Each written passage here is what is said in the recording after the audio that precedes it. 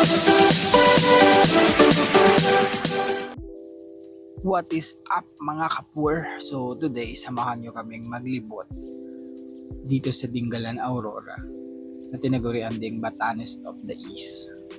So kailangan muna natin kumain dahil umalis kami ng Laguna around 11:30 in the evening, 11:30 or I think almost late na rin magwa-1 dahil sa pag-antay sa mga kasama. And by the way guys, joiner lang kami magbubarkada, but we had so much fun kasi mababait din naman yung mga kasama namin. So ito na nga, tatravel tayo papunta ng pier, and sa pier i-meet natin yung magiging tour guide natin kasi syempre kailangan natin ng tour guide pagdating doon para alam natin yung mga do's and don'ts.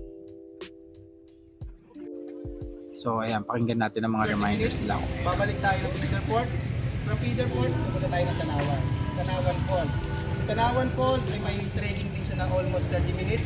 Yung mga pagod, pwede kayo may option kayo. Pwede kayo mag-tricycle, pwede kayo maglakad. Yung mga pagod, pwede mag-tricycle. 40 pieces per head. Sa babae, 40 pesos. Sa lalaki, 50 pesos per head. So ayun na nga, nag-boat na tayo. And guys, huwag kayo magtataka pag nakita nyo itong itsura ko. Ako lang ata yung mahiring magdagat na balot. Seriously guys, pagka nagdadagat ako, it's very seldom na makikita nyo ako naka-tank top or whatnot. Not because I'm not confident with my body, but because ayoko ng init at ayoko ng mangitim. So ayan, pababa na kami. And magpapahinga muna kami dito ng bahagya, and then after that, aakyat na kami dun sa taas.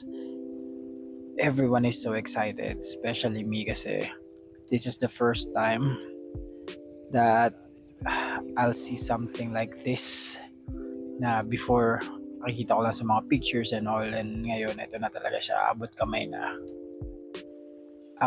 ang pangarap.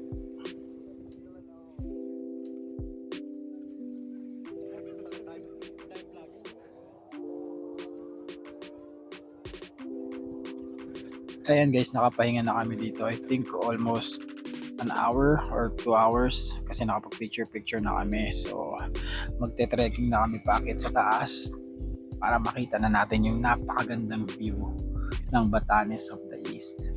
So ayan guys, hindi naman siya masyadong masukal kasi technically dinadaanan naman siya ng mga tao, and ayan, medyo bilisan na natin para mahaba-haba kasing lakbay ito. I think mga 1 hour or 1 hour to 2 hours ata kami naglakad. Depende sa bilis ng mga kasama niyo, of course. So, almost there. Natatanaw ko na ang tok-tok dito. Hingal kabayo na kami guys. Like seriously. Pero it's all worth it. Diba Vince? And eto na nga, surprise! Guys, it's really breathtaking dito sa taas. As you can see. Wala akong masabi, as in super wow. Wow na wow na wow. Alam mo yung tipong kung pwede lang sana dito mag-overnight, dito mag-stay. I would love to spend the entire day here. Masyadong relaxing and all.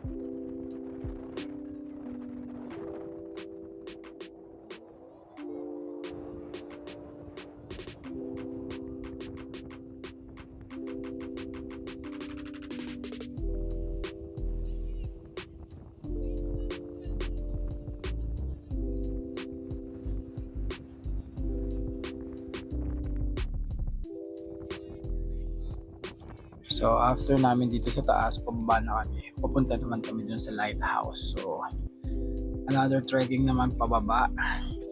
And ito guys, nakikita nyo si Doggy. Actually si Doggy is a girl. Pero I don't know, may something sa kanya, parang meron siyang cyst or tumor. So naawa kami sa kanya. Pero nakakatuwa siya kasi talagang ginaguide niya kami. Mamaya makikita niyo kung gaano siya katuwa nung nakita niya yung kanyang amo. So ayan, pakit na kami sa lighthouse.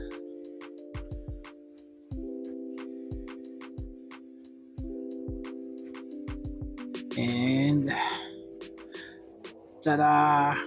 Welcome to the lighthouse. Unfortunately guys, bawal daw umakyat sa lighthouse kasi parang according to sa tour guide, may umakyat daw and may naapakan atang solar panel. So binayaran yun, kaya pinagbabawalan na nila ngayong umakyat dun sa taas kasi to avoid any further damages dun sa property. Pero okay lang naman kasi parang there really is no need na para umakyat ka pa dun kasi dito pa lang yun, diba? Boom.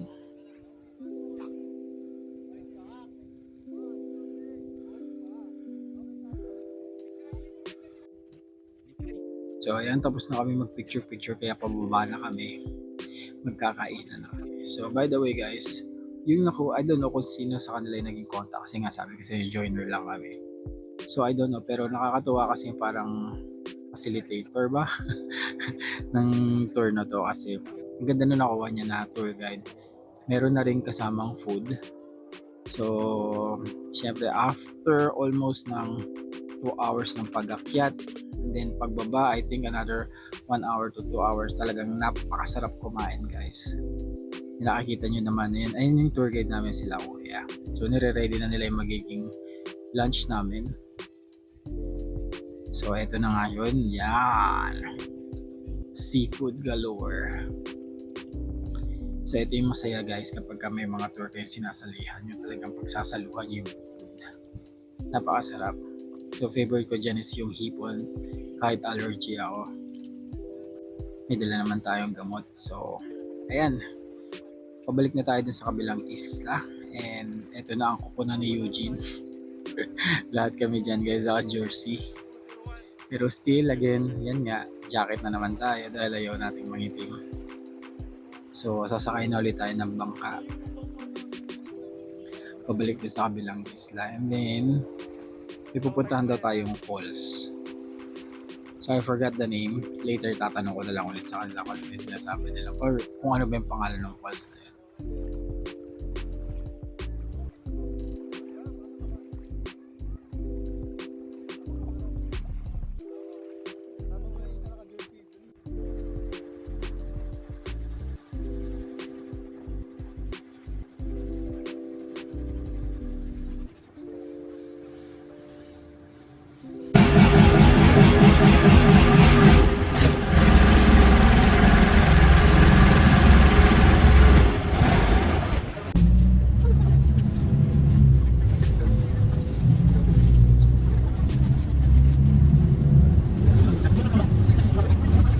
So ito na nga, nagbabiyahe na tayo, papunta tayo dun sa falls. Well actually hindi pa dun sa pinaka actual falls kasi according kay kuya kailangan pa natin mag-trek na ulit. Pero kung pagod na, which talagang pagod na kami dahil sa pagte-trek pataas and pababa, magta-tricycle na lang kami papuntang falls.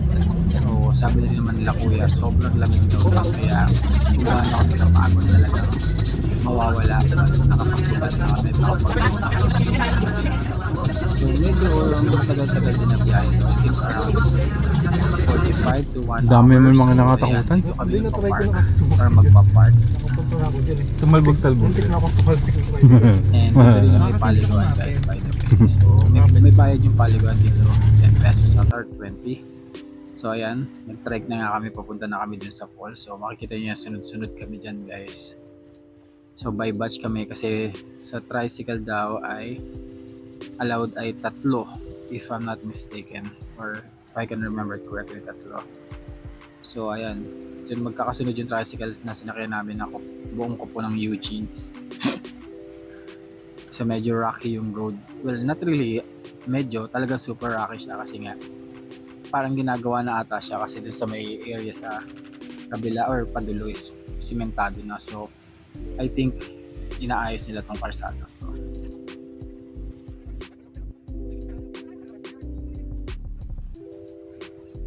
So ayun na nga, maglalakad na kami papunta dun sa actual falls. So guys, meron dito mga activity area like for example, ito may zipline dito.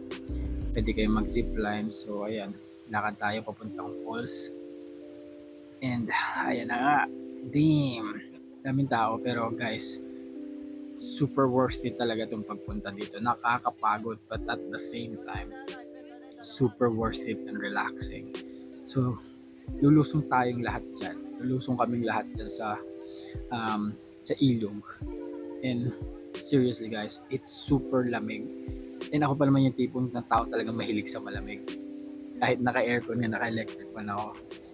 And kahit pag nasa Baguio, I don't like taking a bath with hot water. Gusto ko yung malamig talaga. So, ayan. Kikita nyo medyo madami-daming tao. I think mas madami pa nung before kami dumating kasi mga tanghali na yun eh. So, dito na kami magpapalipas hanggang hapon until umuwi kami. So, nakikita ko gaano kalamig yung tubig guys. Super lamig dyan, I swear. Yung tipong mag-uurungan ng lahat ng mga pwedeng umurong sa katawan mo.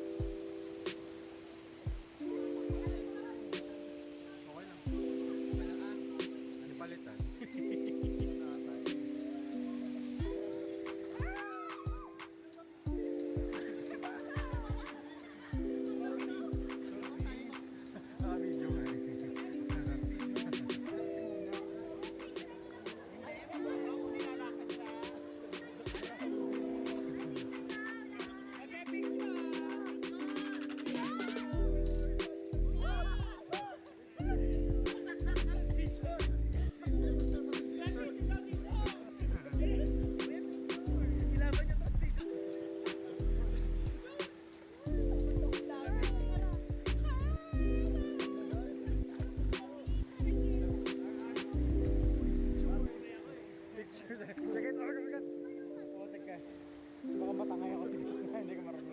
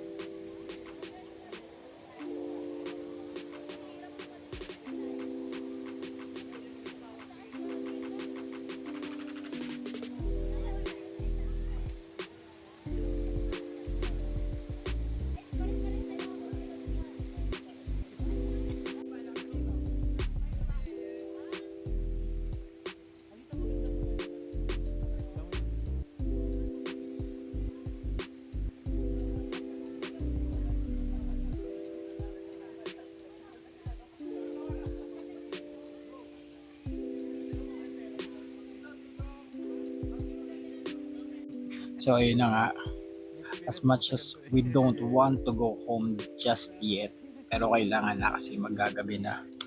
So hindi na nga pala kami nag-tricycle dito pabalik dun sa waiting area kasi kaya naman lakarin. And yan, tignan nyo, lahat kami naka-jersey Bulls 23. Si Vince lang yun na iba, the Bulls 45. So from the left side, wait natin, from the left side, ayan, si Wilson, and then si Harvey, si Vince, Bulls 45, and then si Jazz yung nasa likod ko. So ayan guys, nakita nyo pababa na kami, papunta na kami sa waiting area dyan para maligo, magbihis, and of course mag-ready pa uwi. So overall guys, we had a total 5-star experience sa pagpunta namin dito sa Dingalan, Aurora.